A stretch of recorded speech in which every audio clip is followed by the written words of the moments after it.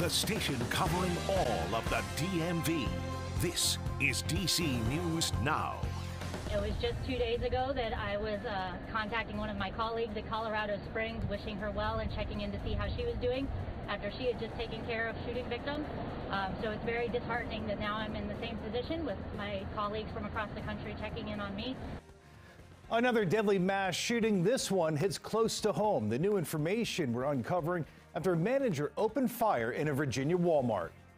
And it's called Tridemic, a triple threat from the spread of the flu, COVID, and RSV. How to celebrate the holidays safely in the face of a trio of illnesses. And it is now official. Online sports betting is live in Maryland, just in time for Thanksgiving Day football. What you need to know before placing your wager. And it's dry right now, but some light rain is going to be moving in as we go throughout the next 24 to 48 hours. We'll talk about that and your full 7-day forecast right around the corner.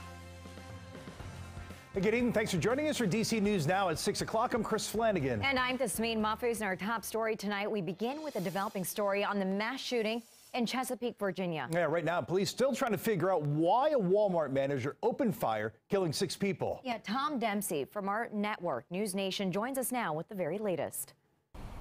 Good evening. Here in Chesapeake, Virginia, you can actually see the little makeshift memorial that's formed in the parking lot outside the Walmart here, where tragedy struck on Tuesday night. And this evening, we are learning a little bit more about the suspect tied to this. Police earlier today identifying him as 31-year-old Andre Bing, an overnight manager at the Walmart here in Chesapeake who worked at the store since 2010. This awful shooting leaving 6 people dead and 4 others injured, and they continue to recover at the hospital this evening.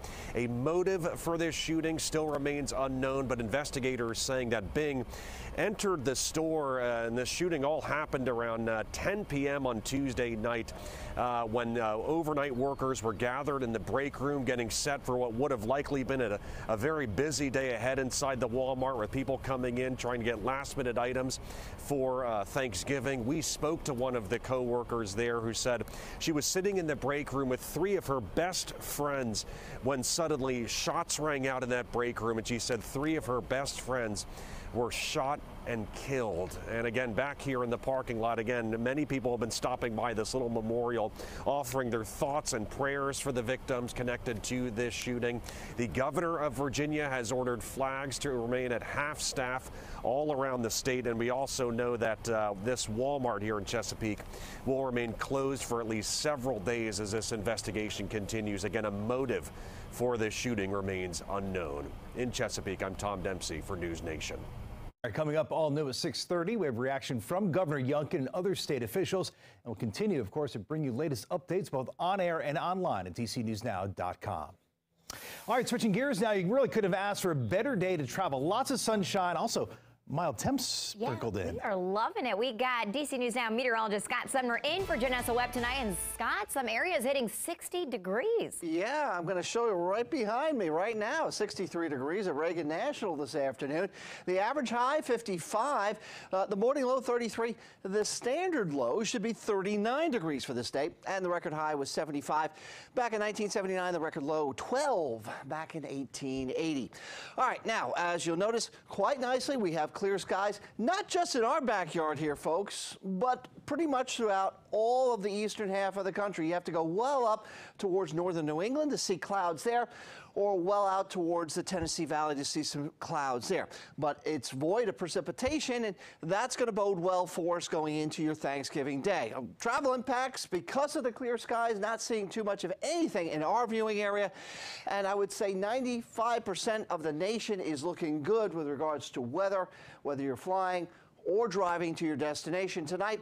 And one area that may have a little impact around the Denver vicinity. All right, back home for us tonight in the Metrocast at Silver Spring, we're looking at 49 at 7 p.m., 47 at 9, 45 at 11 p.m., and over towards the National Harbor, 51 at 7, 48 at 9, and 45 at 11 p.m. Will these nice temperatures continue to roll on through Thanksgiving and beyond? Well, stick around. I'll have your 7-day forecast for you in just a few. All right, Scott, thank you. So it's travel crunch time right now. Katie Reed joins us live in the studio. Yeah, and Katie, a lot of people heading out of town after work.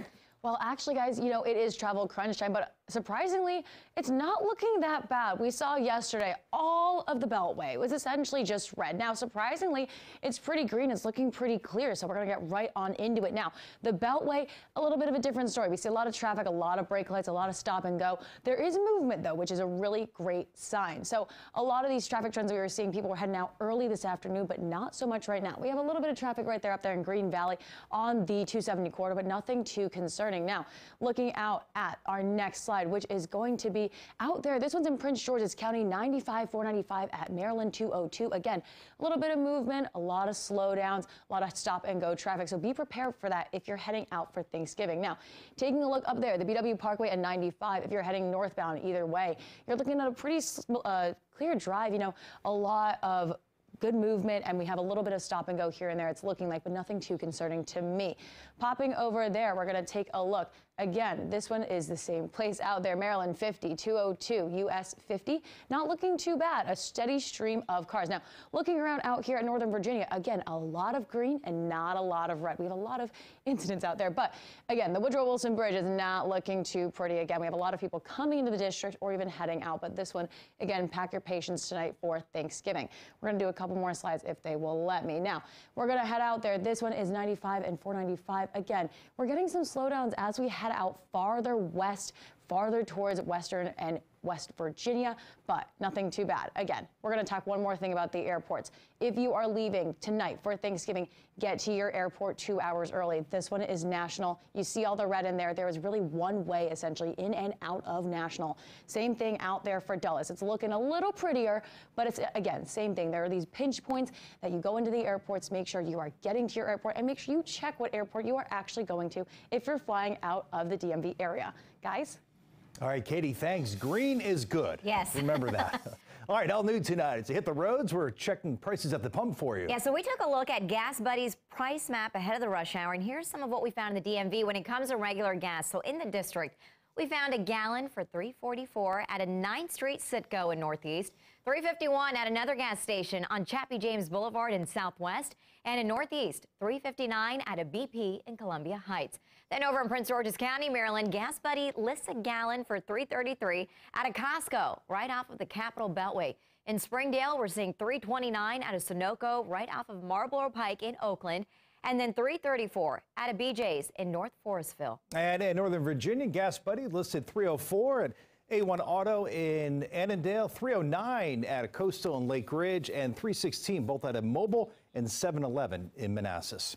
All right, we have a major new development tonight in the D.C. Teachers Union fight for more pay for D.C. teachers. Yeah, so a tentative agreement has been reached. It's all according to a joint statement from the union and also the mayor's office. And tonight, D.C. educators say this is a step forward. So I do think it will help with retention efforts if it is, a good deal. Laura Fuchs has been a D.C. high school history teacher and union member since 2007. She's one of more than 5,000 DCPS educators who could soon see a raise and more. On Wednesday, the Washington Teachers Union reached a tentative agreement with the city. It comes after months of back and forth like this exchange earlier this month between the mayor and the president of the union. They can't agree with each other.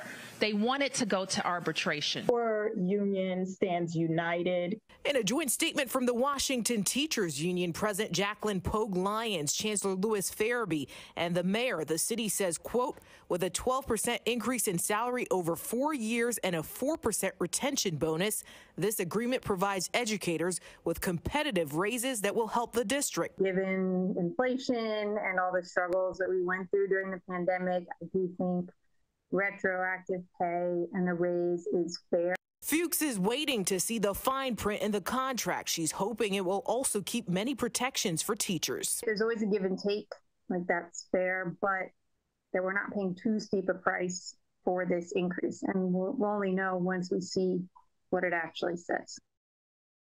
That was our Annalisa Gale reporting. Now, the next step is for the members of the union to vote on the agreement that's presented soon so it can be renewed by the D.C. Council for a final approval.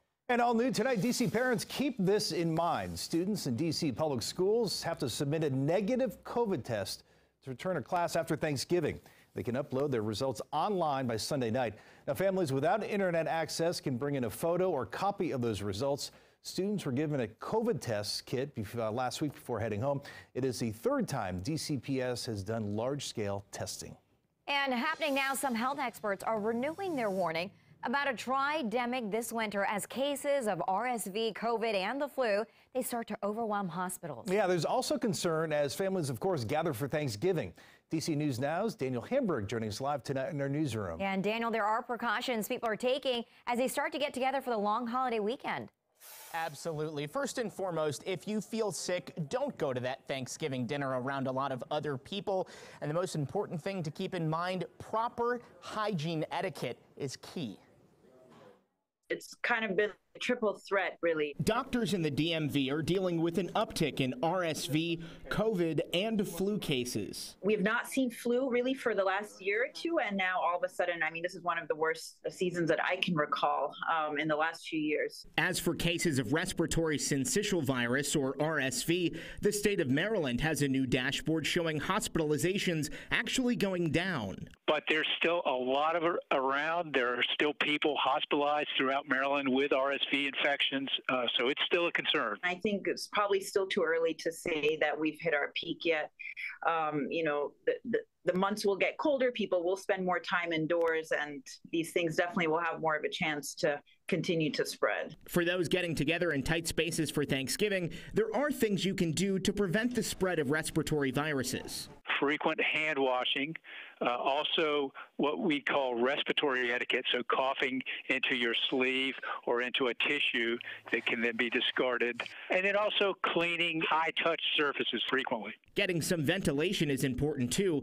Cracking a window or putting a fan on can help. I think the simplest thing to do is getting like a high-quality air filter or air purifier. You know, we have them in certain rooms in the hospital. I have them in my home. If you do feel sick, get tested. If you're coughing, sneezing, not feeling well, certainly having fevers, not the time to be out socializing, mingling in closed indoor spaces with other people. Now, doctors recommend that you go and get your flu shot and COVID updated booster. You can get those both at the same time. Of course, it won't be effective this weekend, but it will be important because we are expecting these cases of respiratory viruses to increase as more people gather indoors in the cold. Live in the newsroom, Daniel Hamburg, DC News Now. Daniel, thank you. And new tonight, the countdown is on in a double murder case that's been top of mind in the DMV for years. This as a judge tries to determine if Catherine Hoggle is competent to stand trial. She's accused of killing her children. Our Montgomery County Bureau reporter, Cheyenne Corin, is following this story for us tonight. 2 days of arguments and medical expert testimonies. And right now, no decision on whether Catherine Hoggle is mentally stable to defend herself.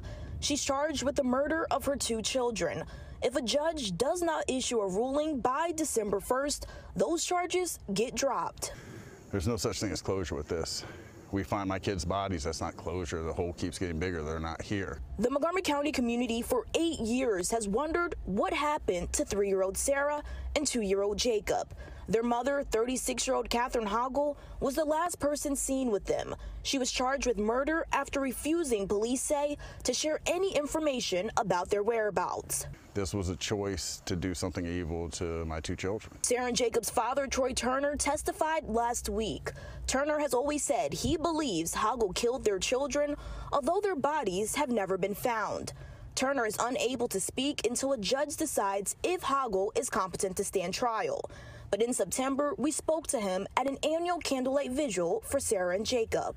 There's just nothing there that says this is a psychotic break. Last week, we heard from Hoggle for the first time in court. A Montgomery County judge questioned her to help determine if she can assist in her own defense. Hoggle has been committed to a psychiatric hospital since her arrest. Her doctors at the psychiatric hospital have diagnosed her with schizophrenia, major depression, and centralized anxiety. Whether or not she can think and analyze and decide things in a reasonable and rational way to assist with her defense. There has never been a question that the answer to that question is no. In April, doctors reported Hoggle's competency is unrestorable.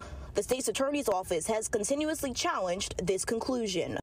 This is an enormously sad case. It involves 2 beautiful kids. It's frustrating to me But I don't control what happens in this case. Now, if that December 1st deadline is not met and charges are dropped, most likely Hoggle will be held under a civil confinement. Now, the next hearing will be scheduled for sometime next week. Reporting in Montgomery County, Maryland, I'm Cheyenne Karen for DC News Now. All right, developing now, the suspect in the deadly Colorado Springs gay nightclub shooting makes their first virtual court appearance. 22-year-old Anderson Lee Aldrich is non-binary and uses the pronouns they, them. In the bottom middle video, you can see Aldrich slumped over with injuries visible to their face. Police also released their mugshot today. They appear to have suffered numerous face and head injuries. Aldrich was beaten by patrons Saturday night after being accused of shooting and killing 5 people.